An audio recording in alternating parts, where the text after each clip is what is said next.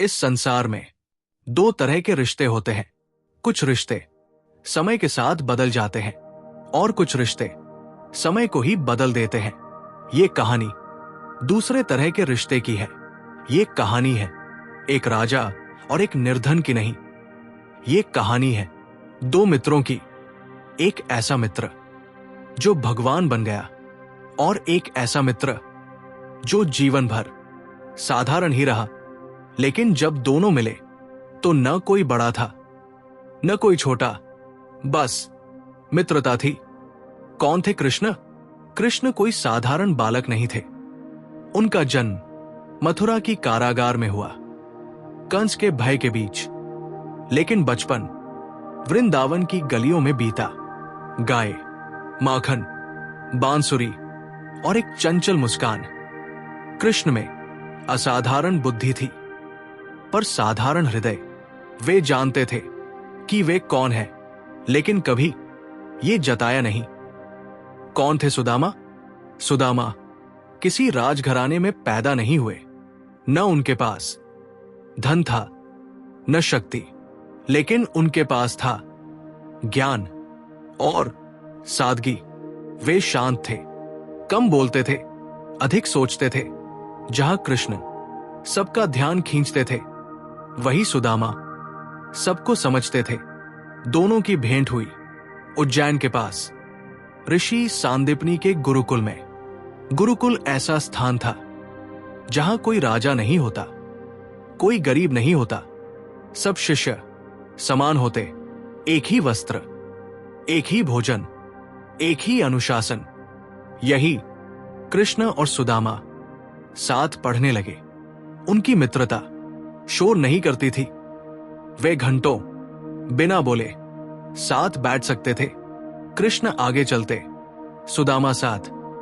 कृष्ण हंसते, सुदामा मुस्कुराते।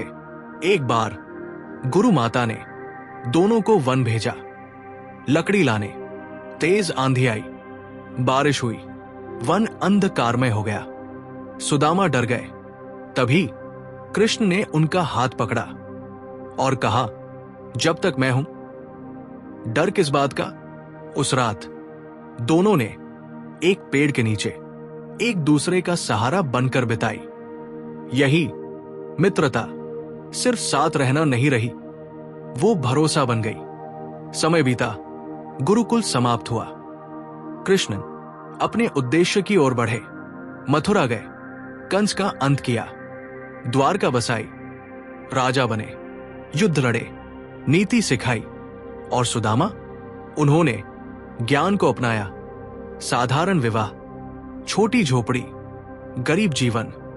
विद्या थी पर धन नहीं। समय के साथ गरीबी बढ़ी, बच्चे भूखे रहते, पत्नी सुशीला चुपचाप सहती। एक दिन उन्होंने कहा, आपके मित्र कृष्ण अब द्वारका के राजा है। सुदामा मौन रहे। उनका स्वाभिमान बोला, मित्रता में मांग नहीं होती, लेकिन भूख तर्क नहीं समझती। सुदामा ने निश्चय किया, मैं कुछ मांगने नहीं जाऊंगा, केवल मित्र को देखने जाऊंगा। पत्नी ने 4 मुट्ठी चिवड़ा बांधा। नंगे पांव वे द्वारका चले। रास्ते में वैभव था, रथ थे, हाथी थे और वे धूल में चलते रहे। द्वारका के द्वार पर सैनिकों ने रोका, पर नाम भीतर पहुंचा। और तभी कृष्ण सिंहासन से उठे, नंगे पांव दौड़े। सुदामा को देखकर आंखें भर आई। उन्होंने अपने मित्र के चरण धोए। महल स्तब्ध था। राजा मित्र के सामने राजा नहीं रहा। अब सोचिए, वन में 2 मित्र बैठे हैं। एक के सिर पर मोरपंख है, दूसरे के हाथ में चिवड़ा।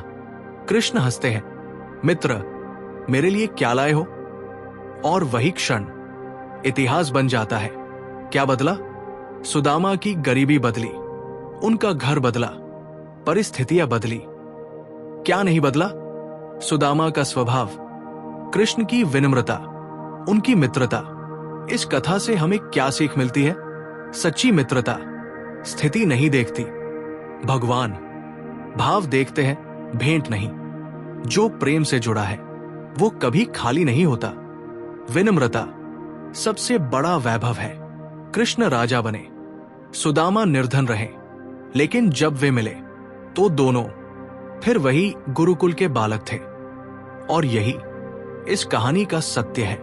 जहां प्रेम होता है वहां भगवान अपने आप आ जाते हैं।